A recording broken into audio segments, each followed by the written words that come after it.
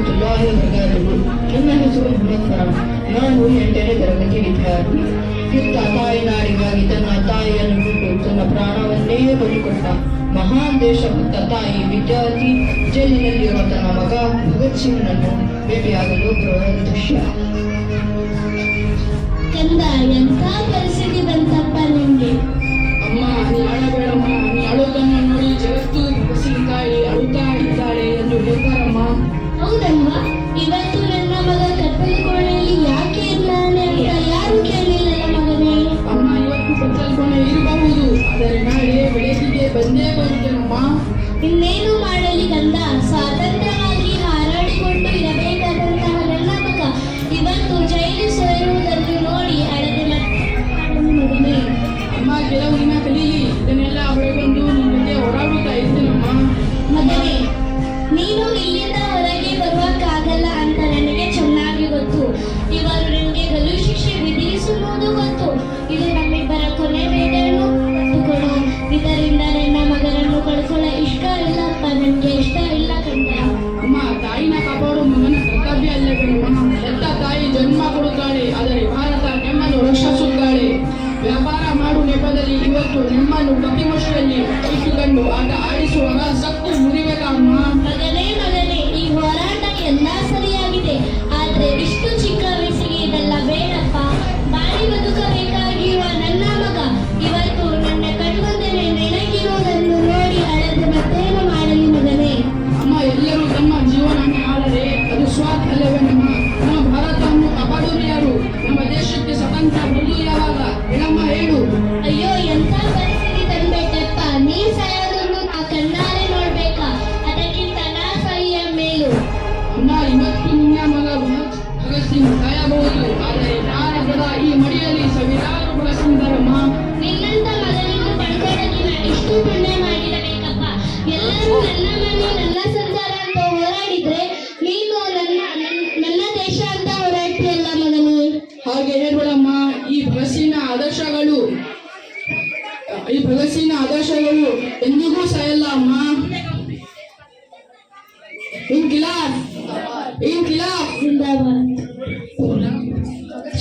ಭಗತ್ ಸಿಂಗ್ ಅನ್ನು ಗಲ್ಲಿಗೇರಿಸುವ ಮುನ್ನ ಭಗತ್ ಸಿಂಗ್ ಮತ್ತು ಬ್ರಿಟಿಷ್ ಅಧಿಕಾರಿಯ ನಡುವಿನ ಮಾತುಕತೆ ಈಗ ದೃಶ್ಯದಲ್ಲಿ ನಮ್ಮ ಮುಂದೆ.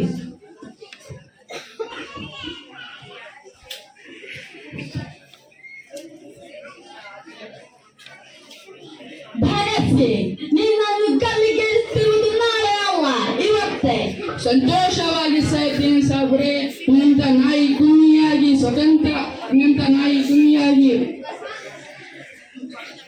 ಸ್ವತಂತ್ರವಾಗಿ ಸಾಯ್ತೀನಿ.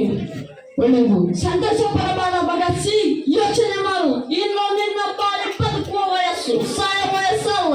ಇನ್ನು ನಿನ್ನ ಕನಸು ಕಾಣುವ ವಯಸ್ಸು. ಹಾಗಾದ್ರೆ ನೀನು ಸಾಯಲಿ ರೆಡಿಯಾಗಿದ್ದೀಯಾ? ಈ ಮಣ್ಣಿಗೋಸ್ಕರ ನಿನ್ನ ಪ್ರಾಣ ಬಿಡ್ತೀಯಾ? ಇದು ಬರೀ ಮಣ್ಣು ಅಷ್ಟೇ ಸಾಹೇಬ್ರೆ.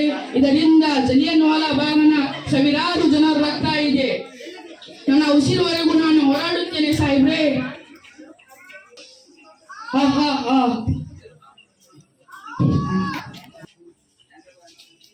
ನೀನು ಸಾಯುವ ವೇಳೆ ಸ್ವತಂತ್ರ ಬೇಗ. ನೋಡು ಮಗ, ನಿನಗೆ ಒಂದು ಮಾತು ಹೇಳ್ತೀನಿ ಕೇಳು. ಇನ್ನು ನಿನ್ನದು ಚಿಕ್ಕ ವಯಸ್ಸು. ಈ ವಯಸ್ಸಿನಲ್ಲಿ ಹೇಗಿರಬೇಕು ಹಾಗೆ ಇರು. ಇನ್ನು ನಮ್ಮ ಸವಾಸಕ್ಕೆ ಬರಲ್ಲ ಎಂದು ಅಪಾಲಜಿ ಲೆಟರ್ ಬಂದು ಕೊಡು. ಹಾಗಾಗಿ ನಿನ್ನ ಪ್ರಾಣ ಉಳಿಸಲು ಟ್ರೈ ಮಾಡ್ತೀನಿ. ಹೆಂಗೆ ಹೇಳ್ತೀರಾ ಸಾಹೇಬ್ರೆ?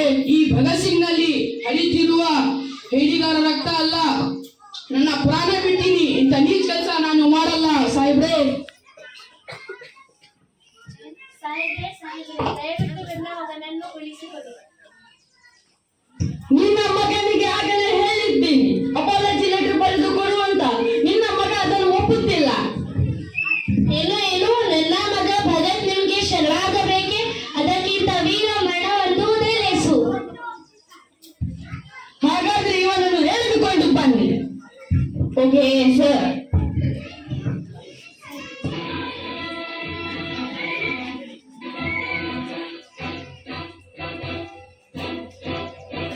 ನಾನೇ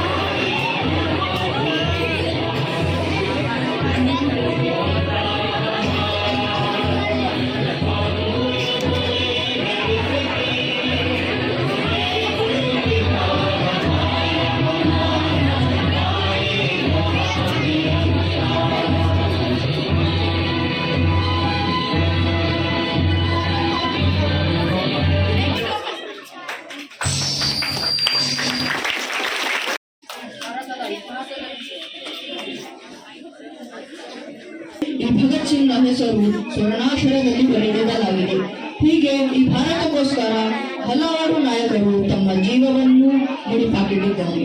ಅಂತಹವರನ್ನು ನೆನಪಿಸುವುದೇ ಈ ಸುದಿನ ನಾವೆಲ್ಲರೂ ಭಾರತವನ್ನು ರಕ್ಷಿಸೋಣ, ಕಾಪಾಡೋಣ.